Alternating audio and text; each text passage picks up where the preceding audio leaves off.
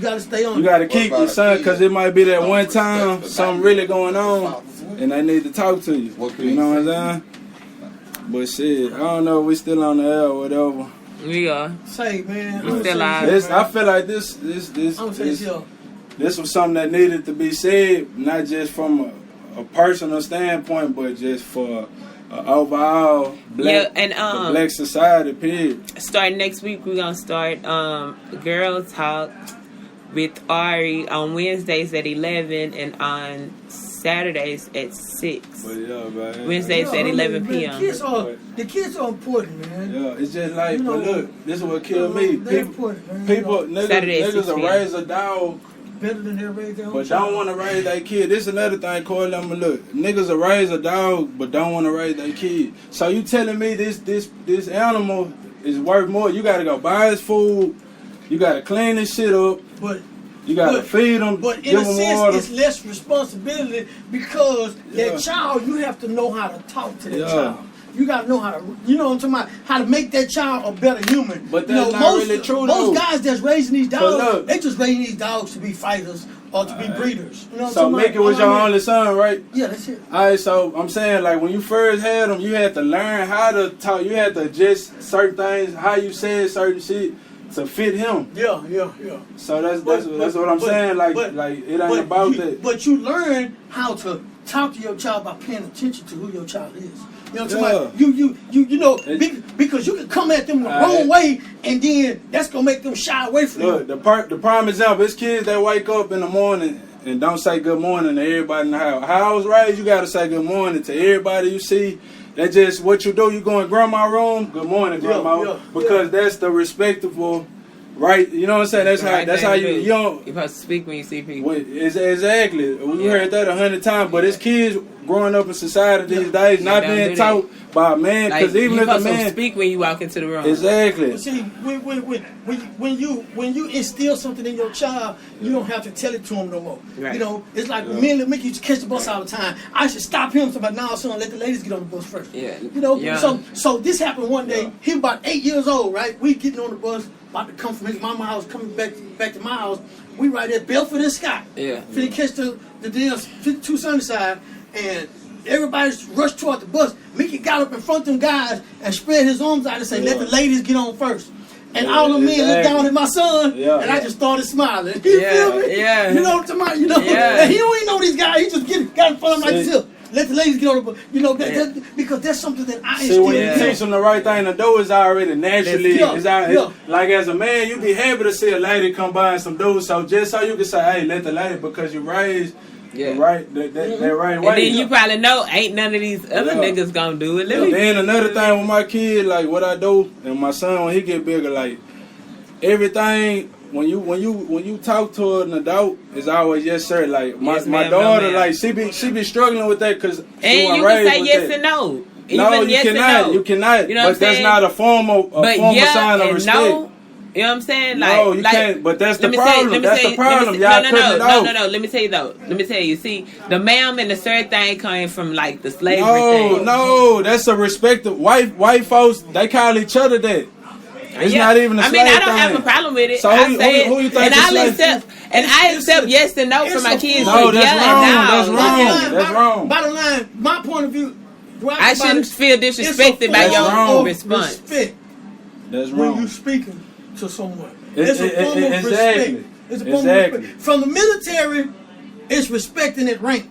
Yeah. All officers, male or female, you're going to say sir or ma'am to. Or sergeant, you're going to say sergeant. Yeah. But, you know, that's a form of respect. Yeah. But outside the military, I mean, just in regular civilian life, it's a form of respect. Because it's telling me this child was raised right by somebody that has some sense. You know, to my mannerism, you see what I'm saying? Mannerism carries a lot of weight, too.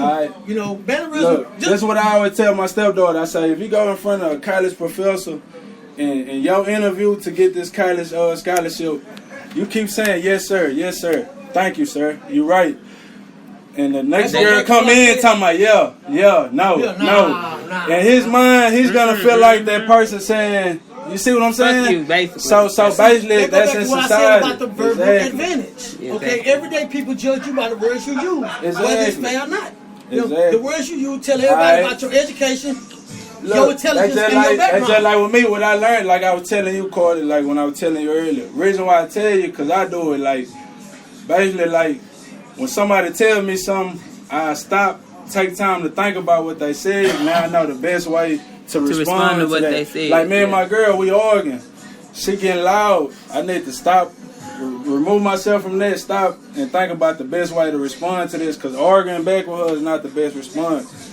But that's in a situation when you're listening to somebody, you stop. You gotta listen to what they're saying to get a best response. That's why I'm not quick to respond when people ask me a question. God gave you 2 ears and 1 mouth to listen more than you talk. Twice as much as you speak. When you ask me a question, the reason I pause is not trying to think of no lie.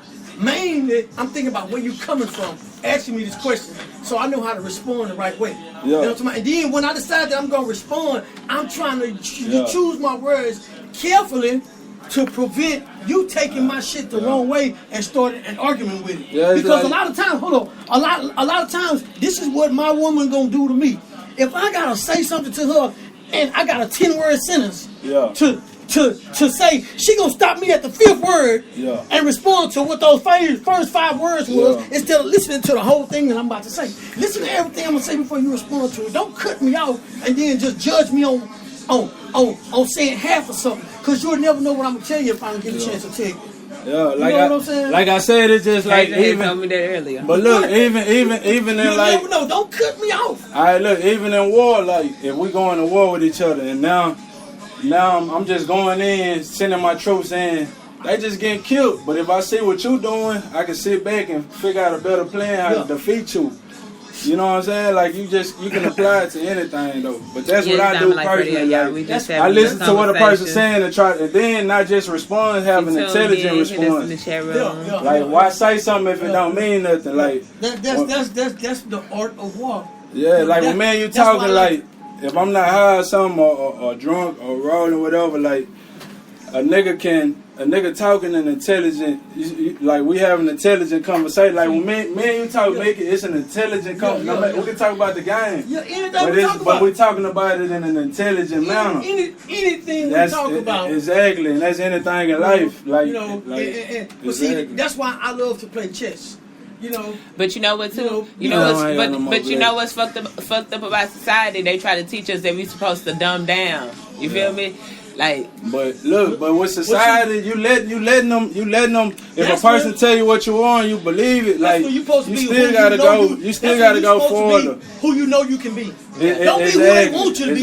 Be who you know you can be. Because all that is just an opinion of what's right. Because don't nobody know what love really is or your love, my love. Everything got their own. Everybody has their own assumptions. They go back to what I said earlier. I can't let you dictate what I do. 9 times out of 10, shit ain't gonna go through. One of the things I heard that I'm always remember, somebody said, it says not what you do, it's how you do it. It's how. No. People know you about not what you do, but how you do it. Like people will never know you. They just know how you did that. Okay. You get what I'm saying? Yeah. Like people don't really know my land. They just know how I rap. You get what I'm saying? Yeah. They don't know who you are. They don't know you for who you are. They know you for what you do. Exactly. Yeah. Well. See, that goes along with what I used to say back when I was out there doing my thing. I used to always say this: a man is who he is, not what he do. Exactly. You know what I'm talking about? Yeah. You know, a man is who he is, not what is what it is, not what it do. Right. You know, when you can break that down, then you start treating people for who they are. But my mama told me, I'm not a spiritual being having a human experience. No, I'm not a human being having a spiritual experience. I'm a spiritual being having a human experience. Yeah, of course, cause like I said, and then that's going back to what Cuz was saying, like basically like what you were just saying, Cuz. What it is? A man is who he is, not what he do. Oh yeah, you say who he is, not what he do, but basically it's like. Basically about the things he do, you know what he is though. So you see what I'm saying? It's kind of like different because like we know you gonna get up and go to work, take care of your kid. That's what you gonna do. So now we're looking at you for what you is as a man that's taking some type of responsibility, and that's kind of going back to what I'm saying. Like people know you for what you do. Yeah. So if you stole from me one time, now every time you come over, I already know you steal. So now I know you for what. So if you treat people right, or with the woman, if you talk to me respectfully, if I already know what you're gonna do, you see what I'm saying? Like, why be known for that? Why be known for talking? You know what I'm saying? Be known for something better. Right. Like try to better yourself. Right. I'm gonna ask y'all. Can y'all understand this quote right here? And this is something I'm gonna say that you didn't hear this. I mean, I didn't hear this from nobody. I didn't read this from nobody. This came out of my own mind. Okay. Now, paper chase this for a minute. We gotta, and here go right here. We gotta learn the difference between what's real, what's fake, what's love, and what's hate. Because real love will conquer over fake and hate every day. Time. All the time. Okay? You're not gonna hear that nowhere else. I thought of that. We gotta learn the difference between what's real, what's fake. Right.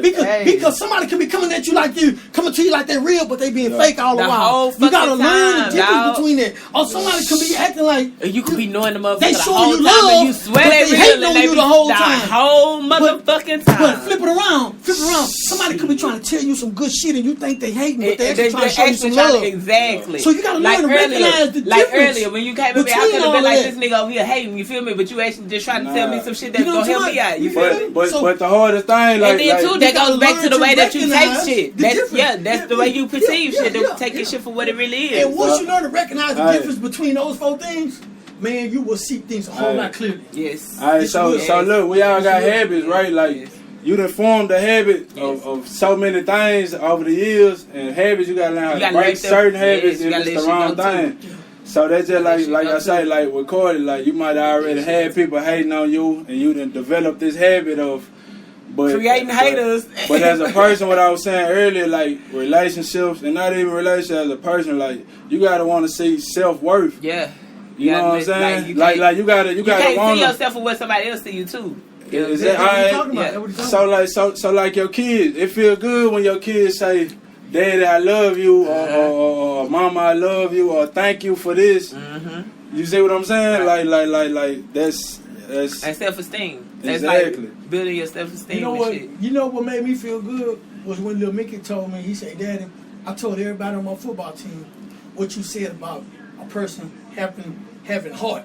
You know, what you tell him? What did you tell him? Okay, they was having a bad game or something, and Lil Mickey put them all in the huddle and told them something that I told him a long time ago. Shut up. You know, I don't remember what I said, but I know I used to talk to my son about his character a lot. You know what I'm saying, Mike? And that just showed me that he was listening. You know what I'm saying, Mike? Because I was always talking.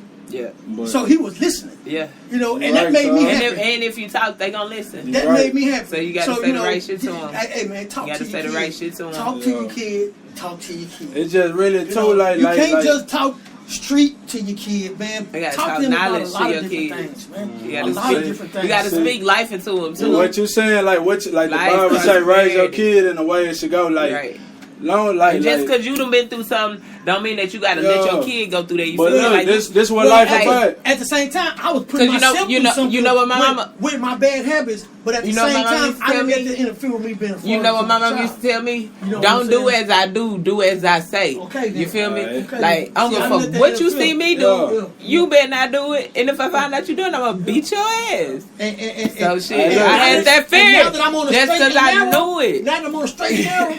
I mean, man, I'm chin up and chest out every day. Now you said that, cuz look, this is the main thing. I'm chin up and chest out every day. As parents, the main thing we want for our kids, the number one thing for me, I'm gonna say me personally, that I want for my kids growing up in this world is to learn from my mistakes or learn from the mistakes of others. Really, you gonna learn. I'm gonna tell you so many of mine till you gonna have it so planned in your head, but. Learn from the mistakes of others. Don't do the same, but you gotta teach them that. What you're saying is that they have a prime example of what not to do. Yeah, exactly. You know what I'm talking about? I tell my son that you got a prime example of what not to do. You know what I'm talking about? Exactly. But like you say, the thing that you want to see the most out your kid, go back to what I said to my son about my main job. The thing I want to see from him is that he turned out to be a better man than me. what hurt a man more than anything on this world? To see that his son grew up and then